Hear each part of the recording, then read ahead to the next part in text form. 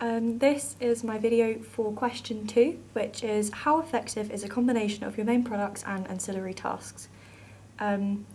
So before I start, I want to talk about a clip that I watched. It was to do with a discussion and kind of explains how posters are used as part of marketing campaigns and how a good review helps.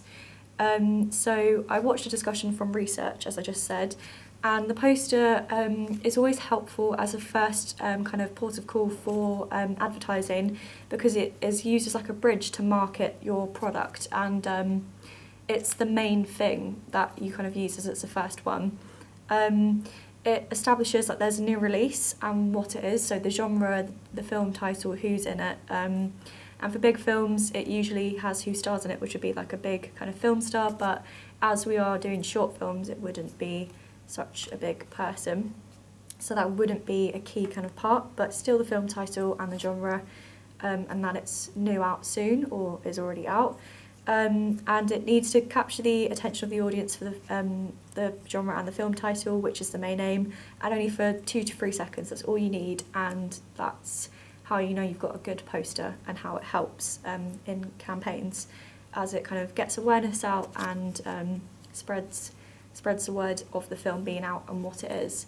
The poster, the review, if it's good, it's really great. If there's a couple of them as well, that's even better, because most markets, they want to know that there's been an all-round kind of good kind of appraisal of the film, and that it was good, and it's been approved by a lot of companies and well-established places that specialise in films, and the audience are more likely to watch if it's recognised as a good film by companies and professionals, and they'll take their word for it. So they're more likely to put their time and money into something if they trust it. This helps spread the publicity of the film further, because if it's trusted, it will build up a good reputation of the film, and then by word of mouth, it will spread, and that will just help it. So those are kind of how good reviews help, and how posters are used.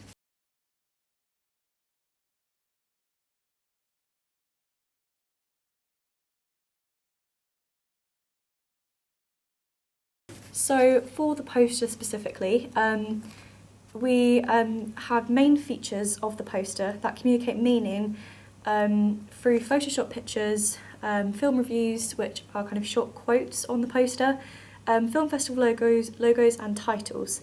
In the first poster, as we did 2 of them, the image is bright. It has smiling facial expressions of the 2 main characters, of the 2 girls, and it all looks happy and normal, and it's supposed to be a very current trend, which is selfies at the moment, so it's all very typical, all very normal, very bright with the location, which is Brighton on the carousel, which UK residents would know, as that it would be quite a local audience to where it was shot.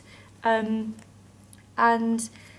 the twist in the poster is that one of the characters is faded from the picture, which kind of connotes death, memory loss, general loss of the person, as the audience can kind of hint that something is happening and something to do with that character, and that she's not there anymore, but there's this kind of mirage of it being normal, which kind of brings up the issues of social realism and psychological genres, which comes through, which we wanted to do, and it creates a juxtaposition with the bright location, smiling faces, and her fading. It kind of, it hints what's going to happen.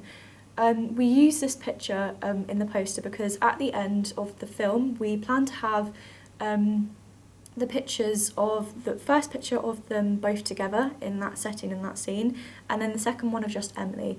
And it was supposed to be like a memoriam for Hannah, or Ashley, as her actual name is, but Hannah is the actress's name.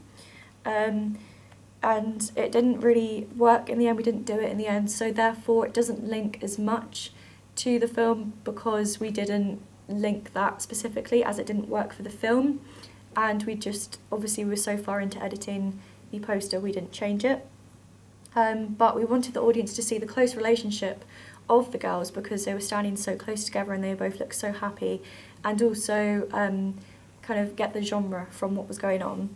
And it makes it interesting, creates enigma, makes the audience curious and creates excitement, and it makes people want to know what happens in the film and why the character is faded. And the main features of that specific poster are that the title is large, so it's the first thing you see, it's what stays in your mind. The picture is relevant to what is going on, and also connotes a genre, which we wanted, and some of the plot, but not all of it, so it still leaves you guessing. And that the reviews and logos are there to get across that it's been approved and it's a good, high quality standard of a film. And I think that's effective, as it reaches all the requirements that it's needed, what it needs to have as a poster and what it aims to do. And the only thing it doesn't do is clearly link to the film, which we didn't do, and that was just the whole process. We just didn't link it, which is unfortunate, but that's what's happened. Yeah. In the second poster, we have an image of the two main characters of the two girls, again, with their backs facing the camera or the audience. The image has a lower mood than the first one. It's not as happy because you can't see their facial expressions. You can just see they're sitting very close to each other, which shows that their relationship is close, which we wanted to get across. It's more mysterious, though, as you can't see their faces, and the tone is very blue and purple, which connotes sadness, and then would make the audience think of events that could have caused that sadness and why they are so close, and would make you think of death, typically, as that's one of the main things that you would think of if something was like that, or loss, which also links back to social realism, as it's quite mellow in the picture, which has been photoshopped, so it's edited to look very dark and very blue, and very tranquil and calm, but also very sad. The title and the film link by using the same font, which is Shoreline Script, which clearly links and makes them kind of brand together really nicely, and it's very uniform and enforces that the company are quite composed and shows that they link as one, as there's a consistency created. As the audience see the closeness of the relationship with the girls, it also creates a juxtaposition as they're sad but they're so close. And the beach as a location connotes sadness, which all links together really nicely, which makes it intriguing. Enigma is created.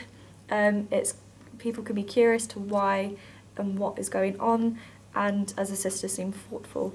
And the main features are again the title, which links back to the film, the relevant picture, the reviews, which are really good, same with the last one, the logos, which show it's a high quality, and that it's a good standard.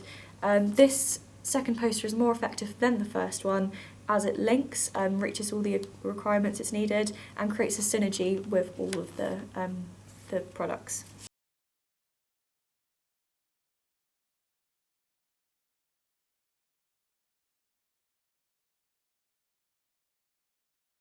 Okay, so for the review, there's a different target audience in Little White Lies, the company that we had to represent ourselves as for the review, than there is to our film. Our film is for primarily females, aged 16 to 25, whereas Little White Lies is for primarily males, aged 25 to 35. And they're more specifically film fanatics, which is good, but it's just a little more inclusive than our actual audience and what we wanted, which it still works because there's still an age gap in there that we can get, and it would entice people more because the narrative is so unique and different in its own way, which would still maybe even get slightly higher than we wanted, but that's all good in terms of creating an audience and attracting people in. The review can appeal to the Little White Lies audience as they are more kind of core fans of films in general and how they're made, and they're more, they really like specific films. They have a higher intellect than the average film goer and the film watcher. Therefore, they enjoy the conventions that we used as we portrayed ourselves as Little White Lies. we tried to use terminology and a well-structured, well-informed, non-biased review, which anyone who likes reading Little White Lies would enjoy because it's exactly the same and it's the same style and the same format. Discussed the director's intentions, starring actors, the narrative, evaluative comments and ratings at the end to round up, which is completely the same, just obviously specified for 1 year, which still makes it relevant and good for the Little White Lies target audience as we appealed to them. And a good review can entice a larger audience, which would then have a domino effect from word of mouth spreading good things about that film, and also social media features, as you can tweet, Facebook, all of that to say what you need to say. And this spreads awareness and creates a good reputation of the film, which would attract people to go see it.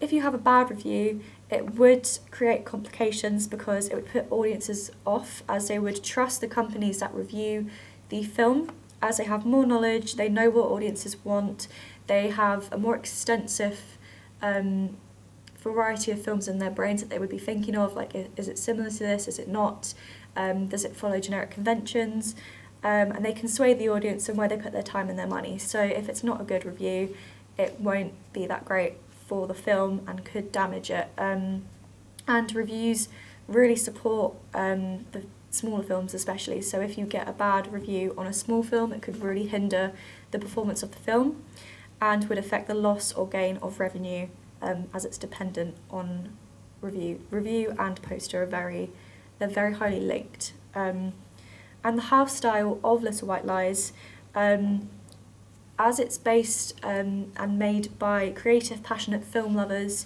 who make up the company, it's very independent and has its very unique own house style, which stands out as it's quite a different and untypical magazine for the magazine industry. It's quirky, informative and educated and very original to the market, which is its selling point, as it expresses itself and is extravagant in its artwork, but also dignifying for itself and can be taken seriously as they have important and intelligent reviews.